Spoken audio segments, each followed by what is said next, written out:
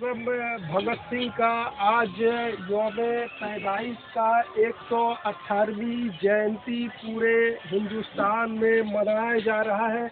और आज शहीद आज़म भगत सिंह की जयंती मुल्ला चक जन आवास सेना के प्रधान कार्यालय में भी आयोजित एक कार्यक्रम किया गया है, जहां पर तमाम स्थानीय लोग, भगत सिंह को चाहने वाले यहां पर मौजूद हैं। मौके पर भगत सिंह की जयंती हर साल मनाई जाती है और मैं बता दूं कि भगत सिंह का जन्म यौम पैदाइश से आज से 118 साल पहले आज ही के दिन 28 सितंबर 1960 को पाकिस्तान के लायलपुर के बंगा गांव में अविभाजित भारत का जो हिस्सा है वहीं पर उनकी पैदाइश हुई थी। और ये महज 23 साल 6 महीने की जब इनकी उम्र थी तभी इनको अंग्रेज़ों ने, ब्रिटिश हुकूमत ने इनसे डर करके, आतंकित हो करके इनको फांसी की सज़ा दे दी गई।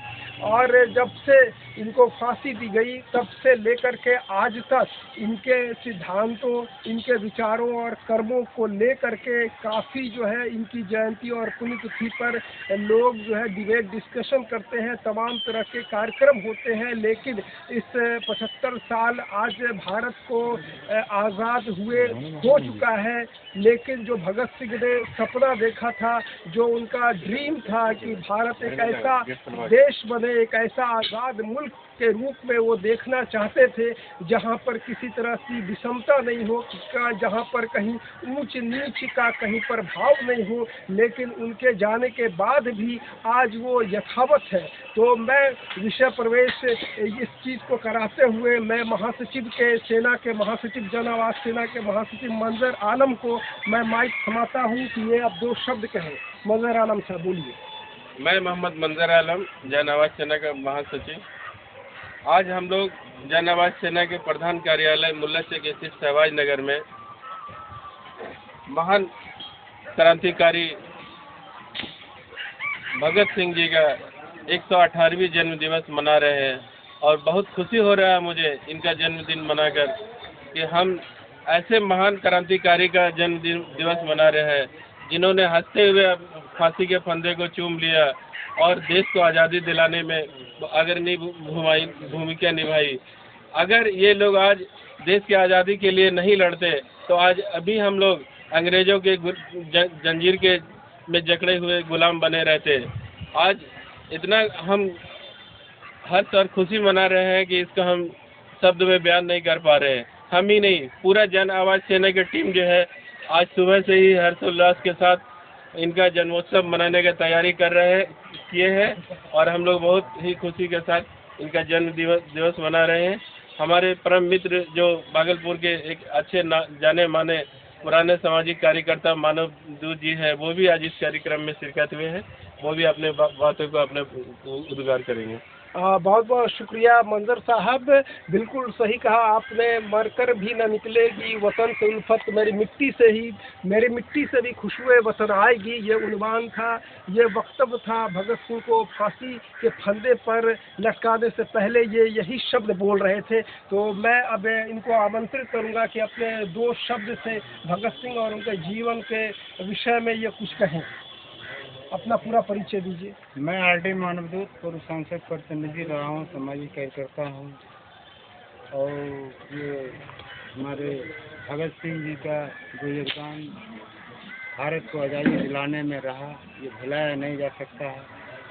और अब तक की सरकारें जो है इनको भारत रत्न से सम्मानित नहीं किया गया है, जो बहुत दुर्भाग्य की बात है। पता चलता है कुछ इतिहासों के सर्च से, जो कि स्वतंत्रता सेनानियों के साथ जो कुछ सरकार में रहे लोगों ने अपमानित करने का काम किया, गुंडा बदमाश तक भी लोग कहने से पीछे नहीं हटे। अंग्रेज़ों के दलाल लोग जो सत्ता में आए, हम सरकार से मांग करते हैं हम लोग और हमारे मंजर आलम साहब और जन आवाज़ सेना की सभी पदाधिकारी एवं वरिष्ठ सामाजिक कार्यकर्ताओं से मैं अनुरोध करता हूं कि इस मिशन को आगे बढ़ाएं, जन जन तक भगत सिंह की आवाज़ को पहुंचाएं।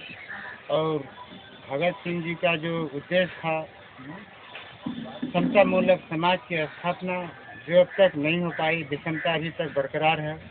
इसलिए हम लोग सब लोग मिलजुल करके काम करें और भगत सिंह के कारण हम लोगों के वो आज़ादी मिली है। इन्हें भारत रत्न दिलाने के लिए भी हम लोग प्रयास करें, एक अच्छा प्रयास होगा। इसके साथ मैं धन्यवाद माधव जी। इन्होंने कहा कि भगत सिंह शहीद आजम को भारत रत्न मिलना चाहिए। इन्होंने मुतालबा किया है भारत सरकार से। न जाने कितने लोगों को भारत रत्न मिल चुका है जो भगत सिंह के मुकाबले कहीं भी नहीं थे, लेकिन अफसोस कि आज भगत सिंह को भारत रत्न, या मैं ये कहूँ कि भारत रत्न से भी इनका लक़ब, इनकी हस्ती ऊंची थी। और दुर्भाग्य यह है कि शहीद आजम को यहाँ पर लिखा हुआ है, लेकिन शहीद आजम का भी दर्जा इन्हें नहीं मिला है। ये दुर्भाग्य है, ये स्वतंत्र भारत सरकार का दुर्भाग्य है कि इनको शहीद आजम का भी लक़ब नहीं मिला है। ये तो हम लोगों का प्यार है, मोहब्बत है, ये हिंदुस्तानियों की मोहब्बत है कि इनको जो है शहीद आजम कह करके, ये तीनों लोगों को शहीद आजम कह करके संबोधित किया जाता है। अब हम जन आवाज सेना के एक और समाज सेवी और शोषित समाज दल के नगर अध्यक्ष वलीउल्लाह साहब, डॉक्टर वलीउल्लाह साहब को कहूँगा कि अपने उद्बोधन से वाकिफ कराएं। शहीद आजम भगत सिंह की आज 118वीं जन्म दिवस है, मनाई जा रही है। जो हमारे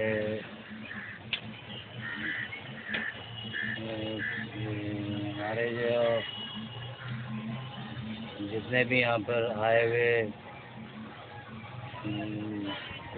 जन्म दिवस हमारे जितने भी कार्यकर्ता, जितने भी आए हुए यहाँ पर लोग हैं, वो सब, सबसे बड़ी दुर्भाग्य की बात ये है कि शहीद आजम हम भारतीय लोग तो कहते हैं, लेकिन सरकार जो है अभी तक शहीद आजम के लक़ब इनको नहीं दे पाई है। इस बात का बहुत ही दुख है, बहुत ही दुख होता है कि जिन लोगों ने अपनी जान को कुर्बान किया, वो लोग, उन लोगों को याद करने के बजाय उन लोगों पर लांछन लगाया जाता है, बहुत सी बातें बोली जाती हैं।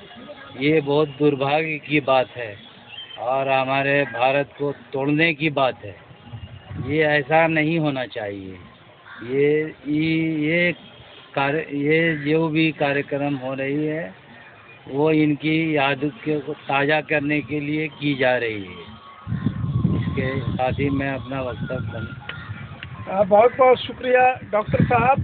तो भगत सिंह ने हिंसा का रास्ता कभी नहीं अपनाया और आरंभिक जीवन काल को छोड़ करके वो पब्लिकली एक मास का जो है नेता बनना चाहते थे और मास को अपील करना चाहते थे कि इस आंदोलन में जो सशस्त्र क्रांति के मार्फत से नहीं बल्कि सिद्धांतों के बल पर, जो विचारों के बल पर लड़ा जाए। और उन्होंने कहा था कि क्रांति की तलवार में धार वैचारिक पत्थर पर रगड़ने से ही आती है।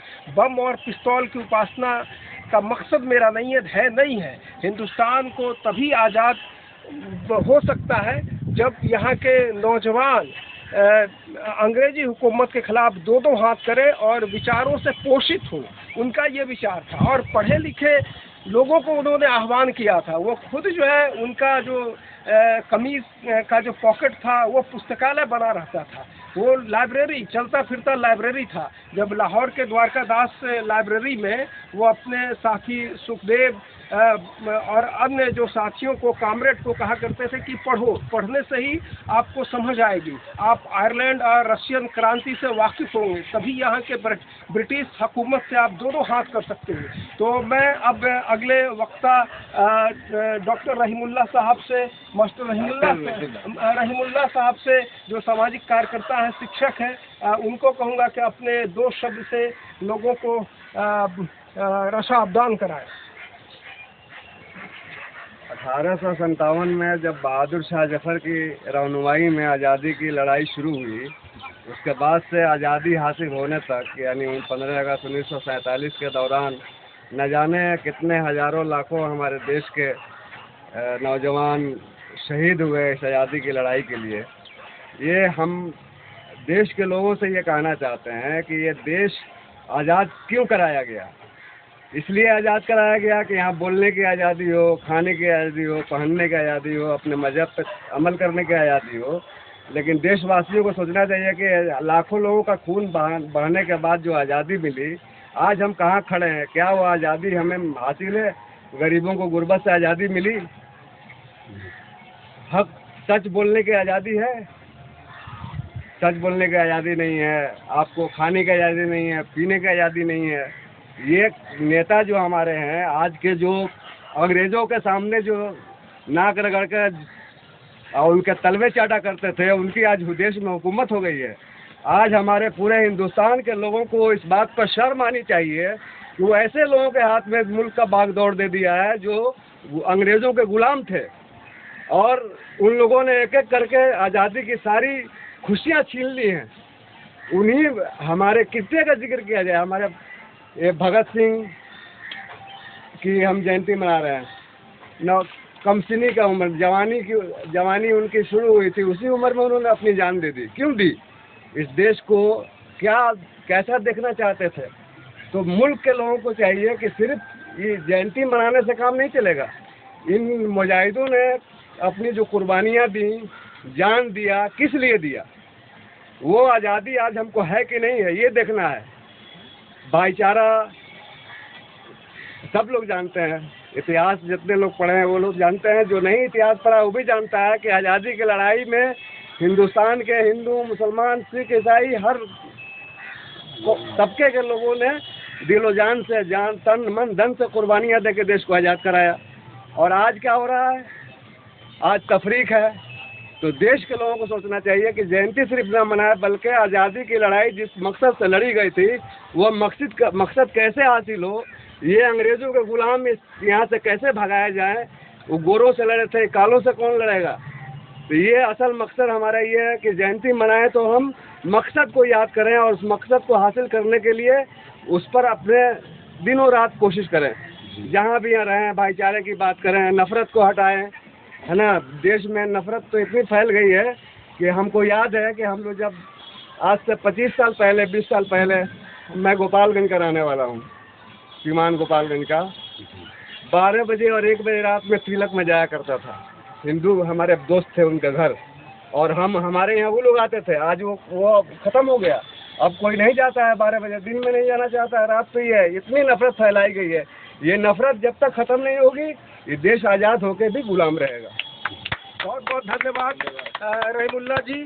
और भगत सिंह ने भी यही कहा था कि गोरे से काले लोगों तक अगर सत्ता पहुंच जाए, उनके हाथ में सत्ता और शासन हो, लेकिन जो आम लोगों का जो आज़ादी है वो नहीं मिले। और उन्होंने, भगत सिंह ने कहा था कि साम्राज्यवाद और सांप्रदायिकता, उन्होंने जो अपने नौजवान सभा का जो 6 सूत्री जो प्रोग्राम बनाया था, तो उसमें एक सांप्रदायिकतावाद माने इम्पेरियलिज्म और कम्युनलिज्म से उन्होंने हाथ नहीं मिलाया। कहा कि ऐसी संस्था, ऐसे तंजीम, ऐसे संगठन और पार्टी से दूर रहने की ज़रूरत है।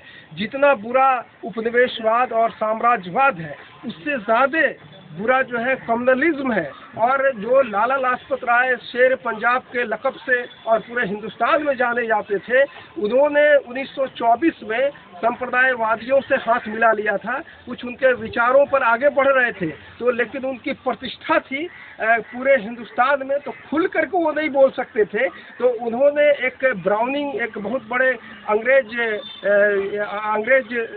साहित्यकार गुजरे हैं, तो द लॉस्ट लीडर के नाम से, शीर्षक के नाम से उनकी तस्वीर चस्पा करके उन पर वो तंज करने में भी पीछे नहीं रहे कि आप कुछ चांदी के सिक्कों के लिए आप कम्युनलिज्म से हाथ मिला लिया, सांप्रदायिकता से हाथ मिला लिया। तो भगत सिंह का स्पष्ट बिल्कुल साफ था कि हमारा शोषण कौन कर रहा, अंग्रेज कर रहे हैं, अंग्रेज और हिंदुस्तानी कर रहे हैं, या शुद्ध रूप से हिंदुस्तानी जो काले चमड़ी के जो है वो कर रहे हैं, इनसे जब तक आज़ादी नहीं मिलेगा तब तक कोई मतलब नहीं रहेगा।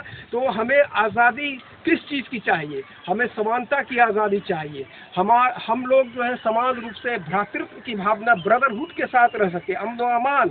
और जो 11-12 साल में जो लोगों में जो विषमता की खाई चौड़ी हुई है, हिंदू मुस्लिम के बीच जो नफरत की बीज बोई गई है, जो हमारे रहमुल्लाह साहब ने कहा कि अब जो है वो चीज़ नहीं है जो पहले था, जो हम लोग काफ़ी मिल बैठ करके बातें करते थे, खाते थे, सब के एक दूसरे के सेलिब्रेट करते थे। लेकिन अब जो है ये सियासी पार्टी जब से ये सरकार, तब से ये चौड़ी कर दिया। लोगों के दिल में नफरत और जहन में जो बिल्कुल नफरत, इससे अलावा कुछ कर ही नहीं रही। तो यहाँ पर और भी वक्ता है, मैं कहूँगा कि एक एजाज भाई है, वो भी अपने 2 शब्द से लोगों को लाभान्वित करें। आज हमारे साथी अमर शहीद भगत सिंह के जन्म तिथि पर हम लोग यहाँ मौजूद हैं और ये शहीद आज़म जो हमारे हैं, इनके लिए हम लोगों ने कोल्ड ड्रिंक पी लीजिए। अरे नहीं फूल भी चढ़ाकर नहीं, इनके उसूल पर हमको चलना होगा। और इन्होंने बताया सच्चाई के रास्ते पर आप, ये इन्होंने हत्या नहीं की, बल्कि एक अंग्रेज को असेंबली हॉल में इन्होंने बम फोड़ा था, इसलिए कि अंग्रेज जो बहरे हैं वो सुन सके भारतीयों की आवाज़ को और उनकी बात को सुन करके उसके अनुसार ये फैसला कर सके। और भारत को आज़ादी दिलाने के लिए इन्होंने अपनी आहुति दे दी और कुर्बानी दे दी और फांसी पे चढ़ गए। सिर्फ ज़रूरत इस बात की है कि इनको शहीद का दर्जा दिलाना तो बहुत ज़रूरी है, लेकिन उनके उसूल पर चलना बहुत इम्पोर्टेंट है। बिल्कुल बिल्कुल, उसूल पर चलना ज़रूरी है। बिना उसूल और पर चले जो है व्यवहार में कुछ भी पाया नहीं जा सकता। एक और नौजवान है, कुछ आप बोलना चाहेंगे? क्योंकि नौजवान है, आप भी 20-21 साल के हैं। जब आपकी उम्र जब थी ना, आप की उम्र में भगत सिंह की भी चाहत थी, है ना, कि वो भी खूब जो है मौज मस्ती करें। लेकिन उन्होंने जो है ना बलि वेदी पर चढ़ करके हिंदुस्तान को आज़ाद कराने के लिए, ब्रिटिश गोरे साहबों से आज़ाद कराने के लिए बलि वेदी पर चढ़ गए। तो आप ही जैसे थे। तो हम चाहेंगे कि 2 शब्द आप भी बोलिए। क्या नाम हुआ आपका? नाम बताइए। मोहम्मद छोटू। भगत सिंह का नाम सुना है आपने? ये कौन थे? बचपन में स्कूल में सुना था, स्कूल में मैंने पढ़ाई नहीं किया। अच्छा, पढ़ाई छोड़ दिया। तो बचपन में स्कूल में भगत जी के बारे में और किताबों में भी थोड़ा उनकी तस्वीरें लगी रहती थी, तो उनको बचपन से थोड़ा बहुत जानते हैं भगत सिंह को। बाकी उनके बारे में भी सुना है, काम इनके कारनामे इनके बहुत अच्छे हैं और अच्छी बात है इनके जैसे बनने के लिए हर किसी को प्रेरित होना चाहिए। तो आज का ये कार्यक्रम यहीं पर हम समाप्त करते हैं। चूँकि जितने भी वक्ता थे सब एक एक करके भगत सिंह के कृतित्व और व्यक्तित्व पर रोशनी डाला, प्रकाश डाला। और यहाँ पर जितने भी लोग आए उनका मैं धन्यवाद ज्ञापित करता हूँ। और भगत सिंह के नक्शे कदम पर हम लोग चले, यही उनके प्रति सच्ची श्रद्धांजलि होगी, खराज अकीदत पेश होगी। और भगत सिंह का अगर चर्चा किया जाए तो बहुत लंबा है, कुछ घंटों में उनको नहीं समेटा जा सकता है। ये भगत सिंह का जो व्यक्तित्व और कृतित्व था, उस पर एक किताब बहुत सारे लोगों ने लिखा है। तो उसको कुछ मिनट में, कुछ आधा पौन घंटे में समेट पाना मुश्किल है। लेकिन भगत सिंह जैसा हर नौजवान को सीख लेनी चाहिए। आज का नौजवान नशे में मुब्तला है, नशे में मदान है और उसको कुछ सूझता नहीं है उसके आगे। लेकिन भगत सिंह ने कहा था कि नौजवान आप ही हो जो हिंदुस्तान की नियति को बदल सकते हो। आज़ाद भारत में जब तुम आँख खोलोगे, हम लोग रहे या ना रहे, और यकीनन हम लोग नहीं रहेंगे, लेकिन ये तुम्हारे हाथों हम छोड़ के जा रहे हैं, तो उनकी भी आत्मा जो है रो रही होगी। तो उम्मीद करते हैं कि इस कार्यक्रम के जरिए एक संदेश पहुंचेगा। जन आवाज सेना का बहुत ही आभार, मंजर साहब ने इस कार्यक्रम को करवाया। तो इन्हीं शब्दों के साथ धन्यवाद।